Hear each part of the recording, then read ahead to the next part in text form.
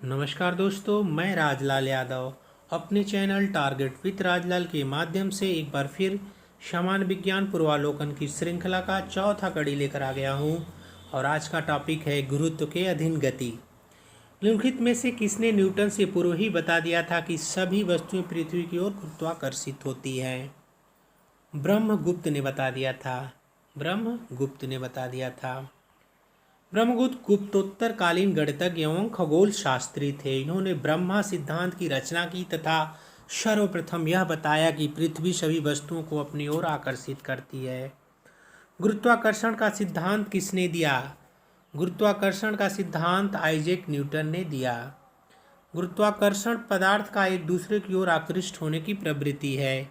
Sir Isaac Newton ने गति के 3 नियमों एवं गुरुत्वाकर्षण के सिद्धांत का प्रतिपादन किया। न्यूटन ने अपनी मौलिक खोजों के आधार पर बताया कि केवल पृथ्वी ही नहीं अपितु विश्व का प्रत्येक कण एक दूसरे को अपनी ओर आकर्षित करता है। कणों के बीच कार्य करने वाले पारस्परिक आकर्षण को गुरुत्वाकर्षण तथा उससे उत्पन्न बल को गुरुत्वाकर्षण बल कहते हैं। गुरुत्वाकर्षण के सार्वभौमिक नियम का प्रतिपादन न्यूटन ने किया था।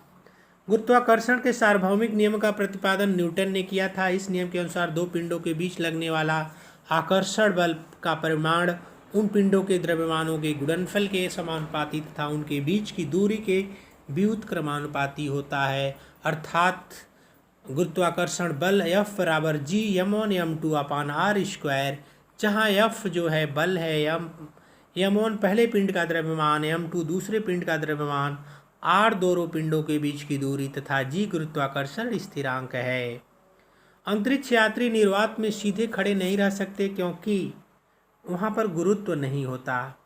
अंतरिक्ष में गुरुत्व नहीं होता। अंतरिक्ष में कम गुरुत्व के चलते अंतरिक्ष यात्री सीधे खड़े नहीं रह पाते। कम गुरुत्व में लंबे अंतरिक्ष अभियानों में अंतरिक्ष यात्रियों को पेशीय क्षय और अस्थियों के घनत्व में कमी का सामना करना पड़ता है। अस्थि घनत्व कम होने से अस्थियां कमजोर हो जाती हैं। अंतरिक्ष यान जो चक्कर लगा रहा है से एक सेब छोड़ा जाता है तो वह अंतरिक्ष यान के साथ साथ उसी गति से गतिमान रहेगा। अंतरिक्ष में गुरुत्वाकर्षण के अभाव में से सेब यान के साथ साथ उसी गति से गतिमान होगा।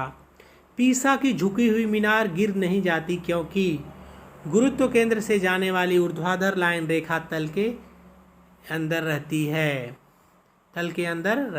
है। गुरुत्व केंद्र वह बिंदु है जहां वस्तु का संपूर्ण द्रव्यमान केंद्र संकेंद्रित रहता है। कोई भी वस्तु तब तक स्थिर रहती है जब तक गुरुत्व केंद्र से जाने वाली ऊर्ध्वाधर रेखा उसके तल से होकर गुजरती है।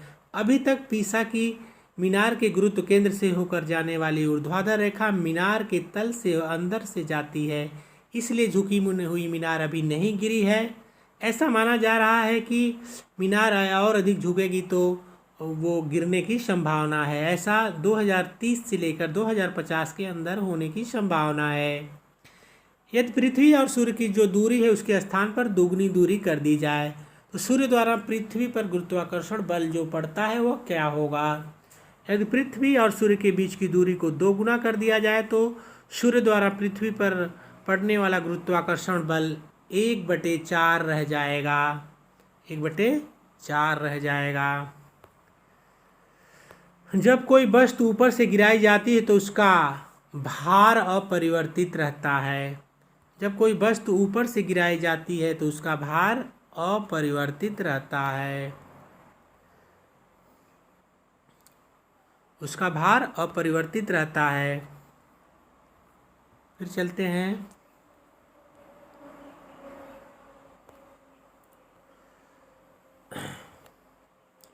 लकड़ी, लोहे व मोम के समान आकार के टुकड़ों को समान ऊंचाई से पृथ्वी पर गिराया जाता है।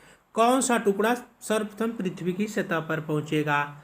सभी टुकड़े एक साथ पृथ्वी की सतह पर पहुंचेंगे। हवा में लोहे और लकड़ी के समान भार की गेंद को समान ऊंचाई से गिराने पर लकड़ी का गेंद जो है बाद में गिरेगी। चूँकि जब निर्वात में या वायु जो हवा की अनुपस्थिति में दोनों लकड़ी और लोहे की गेंद को एक साथ गिराने पर दोनों ही गेंदें एक साथ पृथ्वी पर पहुंचती, लेकिन हवा की बात की गई है तो हवा से जो प्रतिरोध उत्पन्न होगा उसकी वजह से लकड़ी की गेंद ज़्यादा प्रतिरोध लगेगा, इसके कारण लकड़ी की गेंद बाद में गिरेगी और लोहे की गेंद पहले आ जाएगी।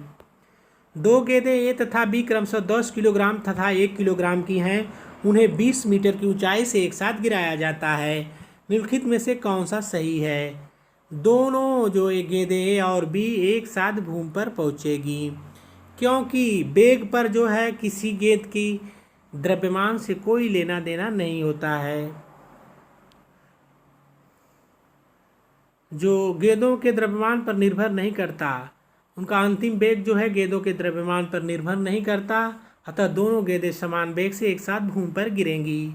चंद्रमा पर मानव का वजन पृथ्वी की तुलना में 1/6 रहता है। इसका कारण बताया जा रहा है कि चंद्रमा पर पृथ्वी की तरह गुरुत्वाकर्षण नहीं है। कारण एक सही है लेकिन कथन जो है गलत है। कारण एक सही है लेकिन कथन गलत है। कारण में हम जानते हैं कि चंद्रमा पर मानव का वजन 1/6 हो जाएगा। इसका कारण यह है कि चंद्रमा पर जो गुरुत्वीय त्वरण का मान होता है पृथ्वी के गुरुत्वीय त्वरण का मान का 1/6 होता है, और उधर चंद्रमा पर भी होता है गुरुत्वाकर्षण, जो कारण दिया गया कि नहीं होता है लेकिन होता है, पृथ्वी का 1/6 होता है। किसी पिंड का भार ध्रुवों पर सर्वाधिक होता है। किसी पिंड का भार जो है ध्रुवों पर सर्वाधिक होता है तथा भूमध्य रेखा पर न्यूनतम होता है। भूमध्य रेखा पर न्यूनतम होता है। मानव शरीर का भार होता है ध्रुवों पर अधिकतम। पृथ्वी की ध्रुवों पर सबसे अधिक होता है मानव का भार और भूमध्य रेखा पर सबसे कम होता है। गुरुत्व के अधीन विरामावस्था से मुक्त रूप से गिरने वाले किसी कण के मामले में समय t में विस्थापन d का विवरण सही प्रदर्शित करेगा। चित्र ए के द्वारा परवलयाकार एक चिकना आणत तल क्षैतिज तल के साथ थीटा कोण पर आणत है, जैसा कि दी गई आकृति में दिखाया गया है। एक पिंड विरामावस्था से प्रारंभ कर घन आणत पृष्ठ पर से नीचे की ओर फिसलता है। अधस्थल तक पिंड को पहुंचने में लगा समय। पिंड यहाँ से यहाँ तक पहुंचने में कितना समय लेगा? ये कोण थीटा है, यह यल है, ये लंबाई यल है और यह h है। तो पहुंचने में जो समय लेगा वो होगा t बराबर 1/sin थीटा, t बराबर 1/sin थीटा इंटू √2h/g। अगला प्रश्न होगा 2h/g। एक ऊंची इमारत से एक गेंद 9.8 मीटर प्रति सेकेंड स्क्वायर के समान त्वरण के साथ गिराई जाती है। 3 सेकेंड बाद उसका वेग होगा। चूंकि गेंद का जो त्वरण है 9.8 मीटर प्रति सेकेंड स्क्वायर है, 3 सेकेंड बाद उसका वेग अर्थात उसका अंतिम वेग ज्ञात करना है, जिसको हम v कहते हैं। v बराबर u प्लस at होता है। यहाँ u 0 है। u क्या है? 0 है। u 0 है। जब u 0 हो गया तो v बराबर 80 हो जाएगा। v बराबर 80 हो जाएगा। v बराबर 80 हो जाएगा। चूँकि a बराबर 9.8, t बराबर 3, तो कुल मिलाकर आ जाएगा हमारा 29.4 मीटर प्रति सेकेंड। पृथ्वी का द्रव्यमान वही रहे और त्रिज्या 1% कम हो जाए। अगर पृथ्वी का द्रव्यमान वही रहे और त्रिज्या 1% कम हो जाए तो पृथ्वी तल से g का मान 2% बढ़ जाएगा। विनाशकारी भूकंप के गुरुत्व के कारण त्वरण होगा। विनाशकारी भूकंप के गुरुत्व के कारण त्वरण होता है 980 सेंटीमीटर प्रति सेकेंड स्क्वायर से अधिक। विनाशकारी भूकंप के गुरुत्व के कारण त्वरण का मान 980 सेंटीमीटर प्रति सेकेंड स्क्वायर से अधिक या 9.8 मीटर प्रति सेकेंड स्क्वायर से अधिक होता है। एक वस्तु का पृथ्वी पर द्रव्यमान 100 किलोग्राम है। गुरुत्व जनित त्वरण g बराबर 10 मीटर प्रति सेकेंड स्क्वायर। अगर चंद्रमा पर गुरुत्व जनित त्वरण 10⁶ मीटर प्रति सेकेंड स्क्वायर है तो चंद्रमा पर वस्तु का द्रव्यमान होगा चंद्रमा पर भी वस्तु का द्रव्यमान 600 किलोग्राम होगा। किसी वस्तु के द्रव्यमान पर गुरुत्वीय त्वरण में परिवर्तन का कोई प्रभाव नहीं पड़ता तथा वह स्थिर रहता है। गुरुत्वीय त्वरण में परिवर्तन से वस्तु के भार में परिवर्तन होता है, भारहीनता होती है। गुरुत्वाकर्षण की शून्य स्थिति। गुरुत्वाकर्षण की शून्य स्थिति। भारहीनता वह अवस्था है जबकि पृथ्वी का गुरुत्वाकर्षण बल ऊपर की ओर लगने वाले बल से संतुलित हो जाता है। रेडियम की खोज जो है मैडम क्यूरी ने किया था। पेंसिलिन की अलेक्जेंडर फ्लेमिंग ने। एक्सरे की डब्ल्यू के रांट जेन ने। चेचक का एडवर्ड जेनर ने। रेडियम तत्व की खोज पियरे क्यूरी और मैडम क्यूरी ने सन 1898 ईस्वी में की। पेंसिलिन की खोज अलेक्जेंडर फ्लेमिंग ने 1928 में की। एक्स किरणों की खोज 1895 ईस्वी में बेलहेम के रांटेंजन ने की। एडवर्ड जेनर ने 1796 ईस्वी में चेचक के टीके की खोज की। पृथ्वी अपने कक्ष में लगभग 4400 किलोमीटर प्रति घंटा की गति से घूमती है। इस तेज गति का हम अनुभव नहीं कर पाते क्योंकि अपने कक्ष में पृथ्वी की गति की अपेक्षा हमारी गति शून्य होती है। हम पृथ्वी की घूर्णन गति का अनुभव नहीं करते क्योंकि अपने कक्ष में पृथ्वी की गति की अपेक्षा हमारी गति शून्य होती है। यदि पृथ्वी का गुरुत्वाकर्षण बल अचानक लुप्त हो जाता है तो निम्न में से कौन सा प्रभाव पड़ेगा? गुरुत्वाकर्षण अचानक लुप्त होने पर वस्तु का भार शून्य हो जाएगा लेकिन द्रव्यमान वही रहेगा। पृथ्वी के चारों ओर परिक्रमा कर रहा कृत्रिम उपग्रह इसलिए पृथ्वी पर नीचे नहीं गिरता क्योंकि पृथ्वी का आकर्षण उसकी गति के लिए आवश्यक त्वरण प्रदान करता है।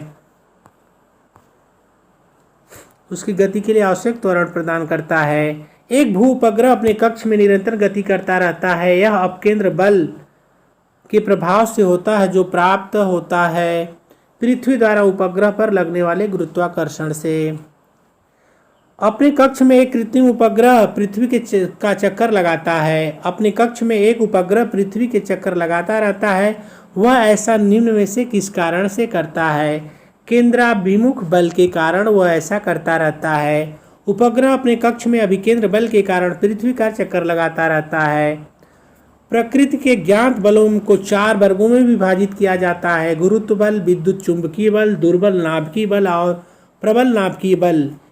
उनके संदर्भ में निम्नलिखित कथनों में से कौन सा एक सही नहीं है? गुरुत्व बल चारों बलों में सबसे दुर्बल है। ये कथन गलत है। कथन गलत है। 4 आधारभूत बलों में गुरुत्व बल सबसे क्षीण बल है जबकि प्रबल बल समस्त मूलभूत बलों में प्रबलतम है। 4 आधारभूत बलों में गुरुत्व बल सबसे क्षीण बल है जबकि प्रबल नाभिकीय बल समस्त मूलभूत बलों में प्रबलतम है। किसी लिफ्ट में बैठे हुए व्यक्ति को अपना भार कब अधिक मालूम पड़ेगा? जब लिफ्ट त्वरित गति से ऊपर जा रही हो। जब लिफ्ट जो है त्वरित गति से ऊपर जा रही हो। त्वरित गति से ऊपर जा रही हो। अगला प्रश्न है, लोलक की कालावधि द्रव्यमान के ऊपर निर्भर करती है, लंबाई के ऊपर निर्भर करती है, समय के ऊपर निर्भर करती है, तापक्रम के ऊपर निर्भर करती है? लोलक की कालावधि लंबाई के ऊपर निर्भर करती है। चूंकि हम जानते हैं कि T बराबर 2π√L/G, लंबाई अधिक होने पर उसकी कालावधि अधिक होगी। लोलक घड़ियां गर्मियों में सुस्त हो जाती हैं क्योंकि लोलक गर्मियों में सुस्त हो जाती हैं क्योंकि लोलक की लंबाई बढ़ जाती है। एक लड़की झूले पर बैठी स्थिति में झूला झूल रही है। उस लड़की के खड़े हो जाने पर प्रदोल आवर्तकाल क्या कर देगा? प्रदोल जो आवर्तकाल होगा वह कम हो जाएगा। लकड़ी झूले पर बैठी स्थिति में झूला झूल रही है। उस लड़की के खड़े हो जाने पर लोलक की प्रभावी लंबाई कम हो जाएगी और फलस्वरूप उसका प्रदोल काल कम हो जाएगा। एक सामान्य दोलन का दोलन काल चल रहा है। एक सामान्य दोलन का दोलन चल रहा है। ऐसे में जब गोला माध्य से गुजरता है त्वरण शून्य हो जाता है। जब जब जो है गोला माध्य से गुजरता है तो त्वरण शून्य हो जाता है। हर आवर्तन में गोला 2 बार किसी एक निर्दिष्ट वेग को प्राप्त करता है। दोलन के दौरान जब गोला चरम बिंदु पर पहुंचता है तो उसकी गति और त्वरण दोनों शून्य हो जाते हैं। सामान्य दोलन का दोलन आयाम उसके समय के साथ कम हो जाता है। उत्तर 1, 2, 4 सही हैं। तो सरल आवर्त गति करने वाले पिंड पर अपनी मध्यमान स्थिति से जब गुजरता है पिंड तो उस पर कोई बल कार्य नहीं करता, उसका त्वरण शून्य हो जाता है, उसका वेग अधिकतम होता है, गतिज ऊर्जा अधिकतम होती है, स्थितिज ऊर्जा शून्य होती है। जब पिंड गति के अंतिम बिंदुओं चरम बिंदुओं पर पहुंचता है तो उसका त्वरण अधिकतम होता है, उस पर कार्य करने वाला प्रत्यानयन बल अधिकतम होता है, गतिज ऊर्जा शून्य होती है, स्थितिज ऊर्जा अधिकतम होती है, उसका वेग शून्य होता है। पेंडुलम घड़ी तीव्र गति से चल सकती है शीतकाल में। पेंडुलम घड़ी शीतकाल में तेजी से चलती है क्योंकि इसका आवर्त पथ तथा आवर्त काल घट जाता है, जबकि ग्रीष्मकाल में इसका आवर्त पथ और आवर्त काल बढ़ जाता है, जिसके फलस्वरूप पेंडुलम घड़ियाँ ग्रीष्मकाल में सुस्त हो जाती हैं और ठंडी के मौसम में शीतकाल में फास्ट हो जाती हैं। पृथ्वी का पलायन वेग 11.2 मीटर प्रति सेकेंड है। पलायन वेग वह न्यूनतम वेग होता है जिससे किसी पिंड को ऊपर की ओर फेंकने पर वह पृथ्वी के गुरुत्वीय क्षेत्र को पार कर जाता है तथा पृथ्वी पर वापस नहीं आता है। पृथ्वी का पलायन वेग 11.2 किलोमीटर प्रति सेकेंड है।